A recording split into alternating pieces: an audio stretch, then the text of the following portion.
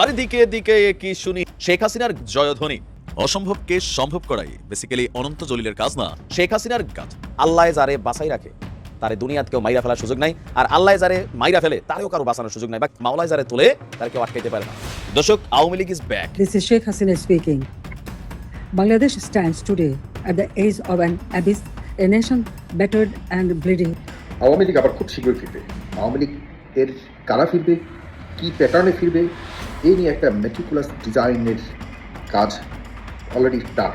কারণ নির্বাচন তো 12 তারিখ, নির্বাচন হয় কিনা সন্দেহ আছে, তবে তারা ফিরে আসছে, এটি নিশ্চিতভাবে আমি যতটুকু বুঝতে পারছি। বাংলাদেশের জনগণের উদ্দেশ্যে তিনি 5 দফা বাস্তবায়নের ডাক দিয়েছেন। তিনি 5 দফা অ্যাকশন পয়েন্ট ঘোষণা করেছেন। 5 দফার প্রথম দফা হিসেবে ইউনূস সরকারের অপসারণ ঘটিয়ে গণতন্ত্র পুনরুদ্ধার এবং অপসারণের পরে আওয়ামী লীগ সহ একটা নির্বাচন অনুষ্ঠানের পথে হাঁটতে হবে। বাংলাদেশের নির্বাচনের ঠিক 20 দিন আগে একদিকে জাতিসংঘ, আবার অন্যদিকে বাংলাদেশের সেনাবাহিনী ও দেশের মানুষের প্রতি এমন আহ্বান শেখ হাসিনা কেন জানালেন? In Bangladesh, we cannot see participatory elections without the Awami League. বাংলাদেশে আমরা আওয়ামী লীগ ছাড়া অংশগ্রহণমূলক নির্বাচন দেখতে পাচ্ছি না। এবার ডক্টর ইউনূসের নেতৃত্বে সামনে 12ই ফেব্রুয়ারি নির্বাচনের উপর আস্থা হারিয়েছে জাতিসংঘ। দর্শক, নতুন একটা নিউজ আপনাকে স্বাগতম। প্রিয় দর্শক, বাংলাদেশের যে বর্তমান রাজনৈতিক প্রেক্ষাপট এবং যে পরিস্থিতির সৃষ্টি হয়েছে তারই আলোকে আপনাদের সামনে কয়েকটা গুরুত্বপূর্ণ খবর নিয়ে হাজির হয়েছি, যার কিছুটা অংশ বিশেষ ইতিমধ্যেই ভিডিওর শুরুতেই দেখেছেন। দর্শক, ভিডিওর শুরুটা দেখেই কিন্তু বুঝতে পেরেছেন যে আজকের নিউজটা ঠিক কতটা গুরুত্বপূর্ণ এবং ঠিক কোন বিষয়টাকে ইঙ্গিত করছে। তাই বলবো, যারা ভিডিওটি অন করেছেন না টেনে সম্পূর্ণ নিউজটি মনোযোগ সহকারে দেখতে থাকুন, তাহলে আজকের মূল বিষয়টা বুঝতে পারবেন। তো দর্শক, আর দেরি না করে চলুন দেখে আসবো আজকে সেই কাঙ্ক্ষিত ভিডিওগুলো। তবে তার আগে বলবো, যারা এখনো চ্যানেলটি সাবস্ক্রাইব করেননি অবশ্যই চ্যানেলটি সাবস্ক্রাইব করে পাশে থাকা বেল আইকনটি ক্লিক করে দিন। আর যারা ইতিমধ্যেই চ্যানেলটি সাবস্ক্রাইব করে রেখেছেন তাদেরকে অসংখ্য ধন্যবাদ। তো চলুন দর্শক, ভিডিওটিতে একটি লাইক দিয়ে আমরা ধারাবাহিকভাবে সবগুলো ভিডিওর আলোচনা দেখে আসি। আওয়ামী লীগ আবার খুব শীঘ্রই ফিরবে। কেন আমি কথাটি বললাম আপনারা শেষ পর্যন্ত দেখবেন, এবং এর খুব বাস্তবসম্মত কারণ আছে। সম্প্রতি একটা উদাহরণ অলরেডি আমাদের সামনে চলে এসেছে, একটা সম্ভাবনার বিষয় সামনে চলে এসেছে, এটি নিয়ে আমি একটু বিস্তারিত বলতে চাই। এটা হলো, সবাই শেষ পর্যন্ত শুনবেন, এর আগেই কমেন্ট করবেন না। আওয়ামী লীগ এর কারা ফিরবে, কি প্যাটার্নে ফিরবে, এই নিয়ে একটা মেটিকুলাস ডিজাইনের কাজ অলরেডি ডান। এর মধ্যে বর্তমান সরকারের সহযোগিতায় বিএনপি করবে নাকি জামায়াতে ইসলাম করবে নাকি অন্য কোনো দল করবে ভবিষ্যতে, কারণ নির্বাচন তো 12 তারিখ, নির্বাচন হয় কিনা সন্দেহ আছে, কিন্তু ধরে নেই নির্বাচন হবে। এরপরে আওয়ামী লীগ কীভাবে সেটেল ডাউন হবে, বাংলাদেশে কাম ব্যাক করবে, এই নিয়ে একটা বোঝাপড়া কিন্তু চলে মোটামুটি একটা ডান পর্যায়ে আছে। এই মেটিকুলাস ডিজাইন তৈরি করার ক্ষেত্রে সরকারের সরাসরি সহায়তা রয়েছে। এখন আমরা যারা রয়েছি, বা যে 24-এর চেতনার যারা ধারক বাহক রয়েছেন, তারা হয়তো এখন তাদের একদম সেন্টিমেন্ট হাই পর্যায়ে রয়েছে বলে, যারা আপনাদের হাই সেন্টিমেন্টকে পুঁজি করে ক্ষমতায় গত 1.5 বছর ধরে ছিল, যারা উপদেষ্টাদের নামে আগাইমা কয়েকজন মানুষ যারা নিজেদের পকেট ভর্তি করেছে, হাজার হাজার কোটি টাকা লুটপাট করেছে সরকারের এই বিদেশ থেকে এনে যাদেরকে বসিয়ে কোনোরকম ডক্টর মোহাম্মদ ইউনূস নিজের চেয়ারটাকে ধরে রেখে, উনি কী করেছে জানি না, কিন্তু অন্যদের পকেট ভরিয়ে এই দেশের 12টা বাজিয়ে 24-এর চেতনার 12টা বাজিয়ে তিনি আবার ফিরে যাবেন, এই হলো তার এখন বর্তমান একমাত্র চাওয়া। কিন্তু আওয়ামী লীগকে কীভাবে পুনর্বাসিত করবেন সেটি তিনি মোটামুটি আরেকটা ডিজাইন উনি না করলেও ওনার মানে চুপ থাকা আর সরকার একটা বড় অংশ এই নিয়ে কাজ করে মোটামুটি চূড়ান্ত পর্যায়ে চলে এসছে।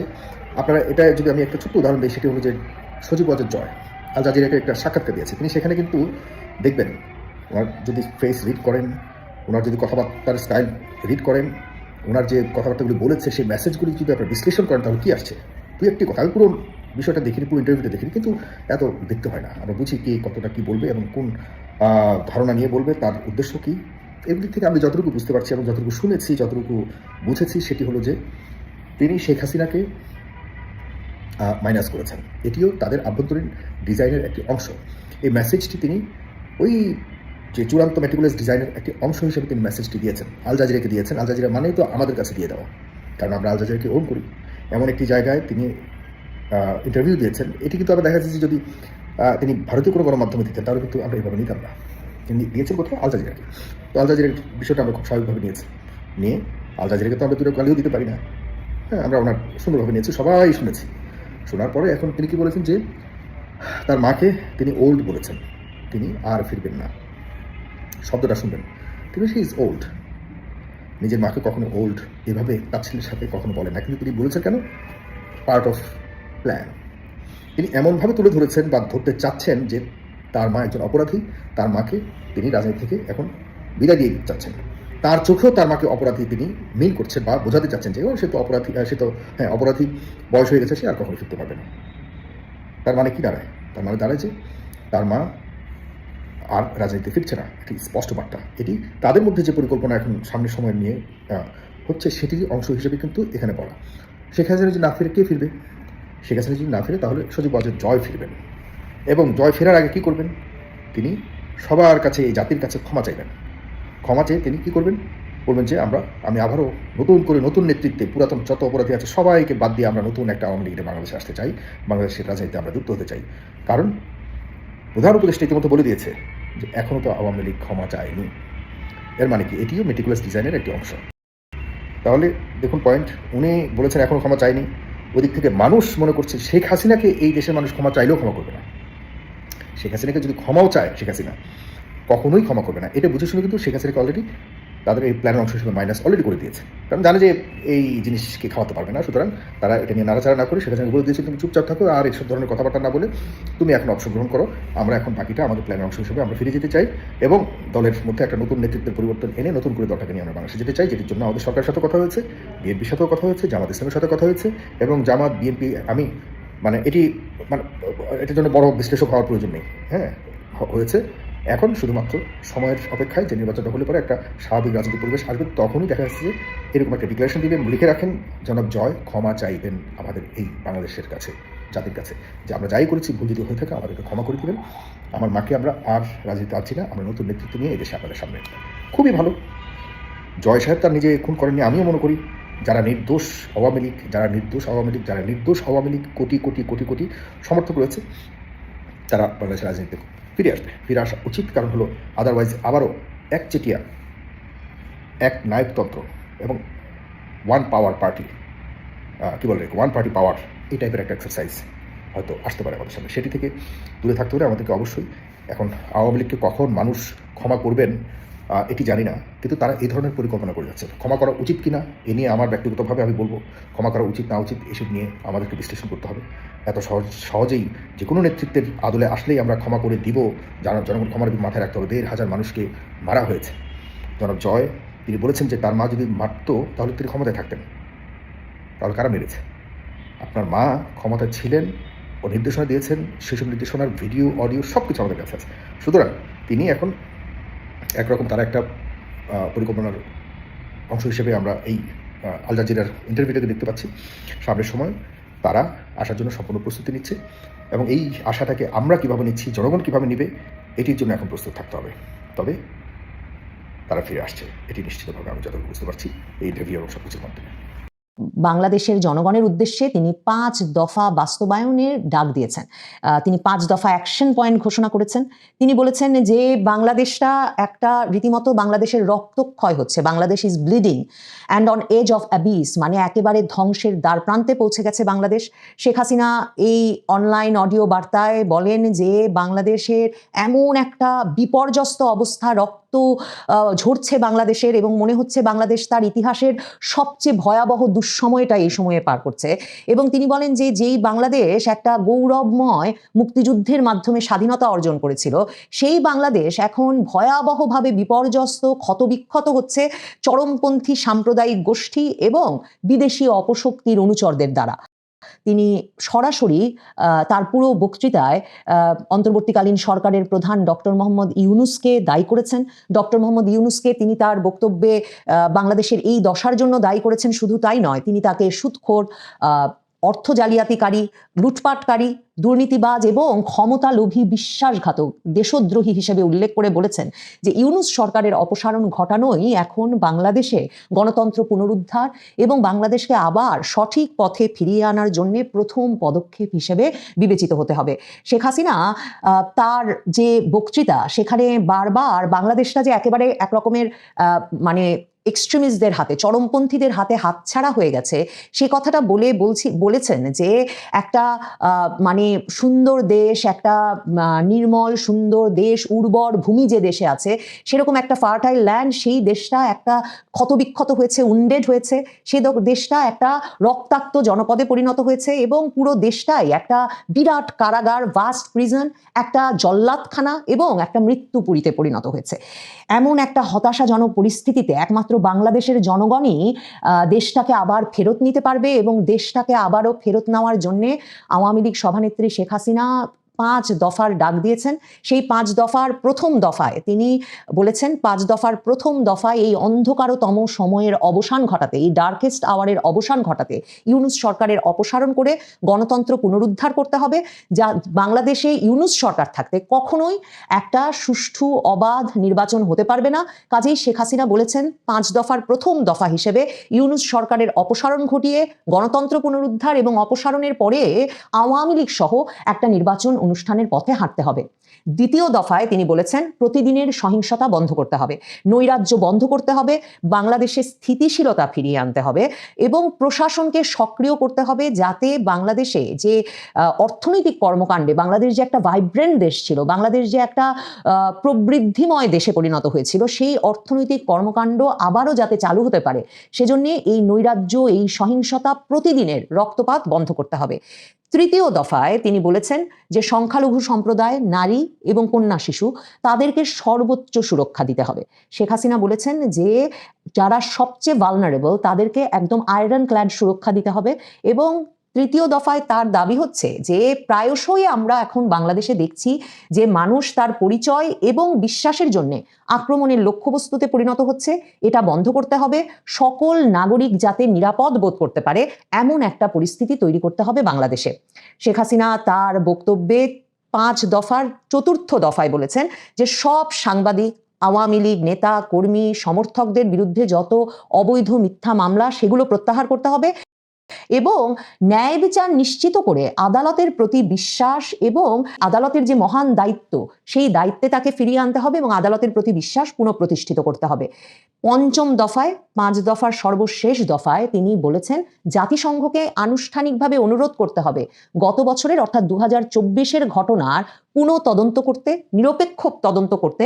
এবং এটা খুব গুরুত্বপূর্ণ যে শেখ হাসিনা এখন পাল্টা মানে জাতিসংঘ মানবাধিকার কমিশনের একটা রিপোর্ট ইউনূস সরকার করিয়েছে, যেটা আওয়ামী লীগ প্রমাণ করেছে যে যেটা অনানুষ্ঠানিকভাবে একটা রিপোর্ট করানো হয়েছে ভলকার তুর্কের মানবাধিকার কমিশন দিয়ে। এবং সেই রিপোর্টটাতে যেহেতু সকল পক্ষের সকল মতামত নেওয়া হয়নি এবং আওয়ামী লীগ এখন সরাসরি প্রশ্ন করছে যে 1400 জন হত্যা হয়েছে বলে জাতিসংঘ হঠাৎ করে এই সংখ্যা নিয়ে হাজির হয়েছে জাতিসংঘ রিপোর্টে, কিন্তু সরকার এখনো 800, 850-এর বেশি নিহতের তালিকা করতে পারেনি। কোথা থেকে 1400 সংখ্যা এলো? তাহলে 5ই আগস্ট থেকে 15ই আগস্ট যারা নিহত হলেন তারা কারা?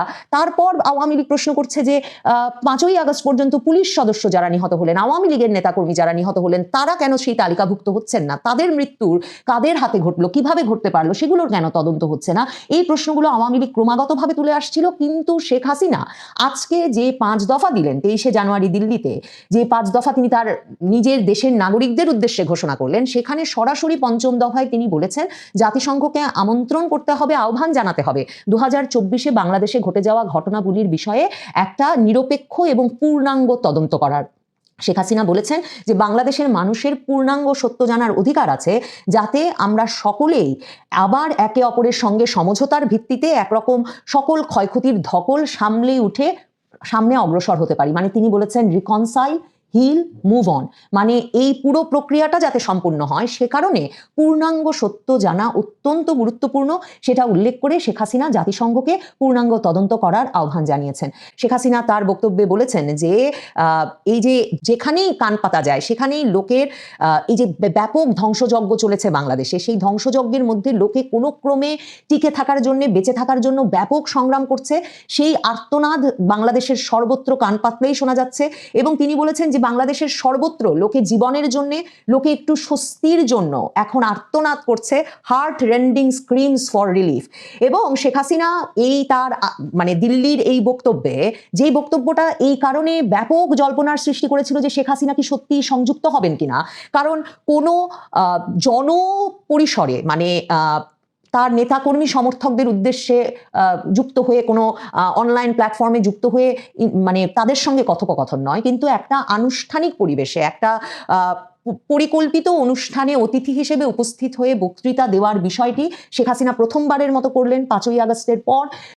শেখ হাসিনা এই প্রথম জনপরিসরে হাজির হলেন, এটাও অডিও বার্তায় হাজির হয়েছেন, কারণ জানাই যাচ্ছিল যে কিছুতেই তার নিরাপত্তার দায়িত্বে যারা নিয়োজিত তারা কিছুতেই ভিডিও বার্তাকে যথেষ্ট নিরাপদ মনে করছিলেন না। তারা বলছিলেন যে ভিডিও বার্তা থেকে তিনি যদি ভিডিওতে আসেন সেখান থেকে যে কোনোভাবে যে কেউ হয়তো তার লোকেশন বের করে ফেলতে পারবে, কাজেই তিনি অডিও বার্তাতেই হাজির হয়েছেন। কিন্তু এই যে জনপরিসরে অডিও বার্তা দিয়ে সংবাদ মাধ্যমের সামনে ঘর ভর্তি সাংবাদিক সেখানে উপস্থিত ছিল, এবং দিল্লির ফরেন করেসপন্ডেন্স ক্লাব যেহেতু এটা আয়োজন করেছে, সেখানে ভারতীয় এবং অভারতীয় সাংবাদিক, ভারতের বাইরের সাংবাদিকরা, ভারতে যারা ফরেন করেসপন্ডেন্স তারা উপস্থিত ছিলেন, বিভিন্ন সংবাদ মাধ্যমের শীর্ষস্থানীয় গণমাধ্যমের সাংবাদিকরা উপস্থিত ছিলেন।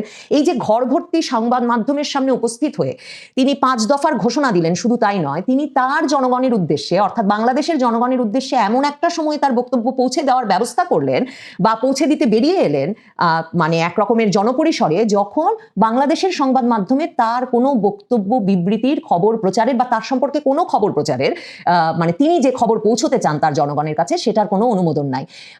ভারতের শীর্ষস্থানীয় গণমাধ্যম, পৃথিবীর বিভিন্ন শীর্ষস্থানীয় গণমাধ্যমের মাধ্যমে জনগণের কাছে পৌঁছানোর একটা তরিকা হিসেবে, একটা উপায় হিসেবে শেখ হাসিনা যে এখন জনপরিসরে হাজির হওয়া শুরু করবেন তার একটা বার্তা পাওয়া গেল দিল্লিতে তার এই অনুষ্ঠানে উপস্থিত হওয়ার মাধ্যমে। শেখ হাসিনা সেখানে বারবারই ইউনুসকে বাংলাদেশের বর্তমান পরিস্থিতির জন্য দায়ী করে ইউনুস সরকারের অবসান, বাংলাদেশকে চরমপন্থী গোষ্ঠীর হাত থেকে আবার রিক্লেম ব্যাক করার কথা, আবার ছিনিয়ে নেওয়ার, আবার বাংলাদেশের চরমপন্থী গোষ্ঠীর হাত থেকে উদ্ধার করার জন্য দেশবাসীকে উদ্বুদ্ধ করেছেন। তিনি বলেছেন সুনির্দিষ্টভাবে ফরেন করেসপন্ডেন্স ক্লাবের এই অনুষ্ঠানে যে বাংলাদেশের জনগণের উদ্দেশ্যে তিনি বলেছেন যে বাংলাদেশের সাহসী জনগণ, বাংলাদেশের সাহসী নারী পুরুষ, আপনাদের সাথে আন্তর্জাতিক সম্প্রদায় আছে। শেখ হাসিনা বিশ্বাস করেন যে বাংলাদেশকে চরমপন্থী গোষ্ঠীর হাত থেকে আবার উদ্ধার করতে বাংলাদেশের জনগণ যদি ঐক্যবদ্ধভাবে আবারও এই 5 দফা বাস্তবায়নে এগিয়ে আসে এবং ঐক্যবদ্ধ হয়, দৃঢ় প্রতিজ্ঞ হয়, তাহলে তারা পাশে